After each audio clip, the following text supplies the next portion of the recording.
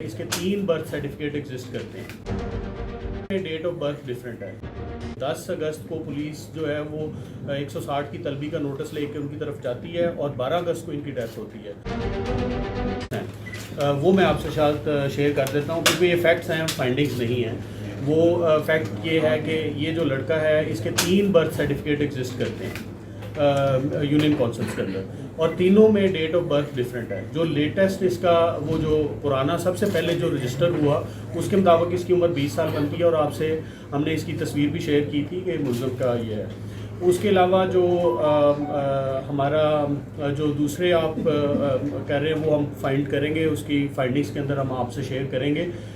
جو دوسرے الزامات ہیں آپ کے پاس ویڈیو بھی آ چکی ہوگی, ان کے جو گھر والے ہیں ان کو کمپلیٹ اعتماد ہے کہ جو بھی ہم فائنڈنگز پولیس کی ٹیم جو انکوائری ٹیم ہے وہ دیں گے, وہ اس پہ کانفیڈنس کا اظہار ایکسپریس کر چکے ہوئے ہیں.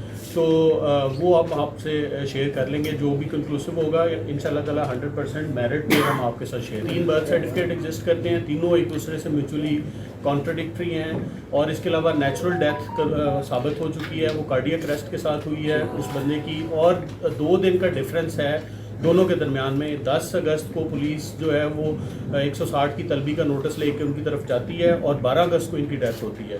تو دونوں کے درمیان میں فرق ہے. جنرل ہاسپٹل کا جو ڈیتھ سرٹیفکیٹ ہے اس پہ کنکلوسیولی انہوں نے لکھا ہوا ہے کہ یہ کارڈیک اریسٹ. 9 مئی کا ہے, اس کا موبائل فورینزک کے لیے گیا ہوا ہے, جو میں نے آپ کے ساتھ فیکٹ شیئر کیا تھا. اس کا موبائل فورینزک ہو کے واپس آ جائے گا تو اس کی ایویڈنس بھی سامنے آ جائے گی.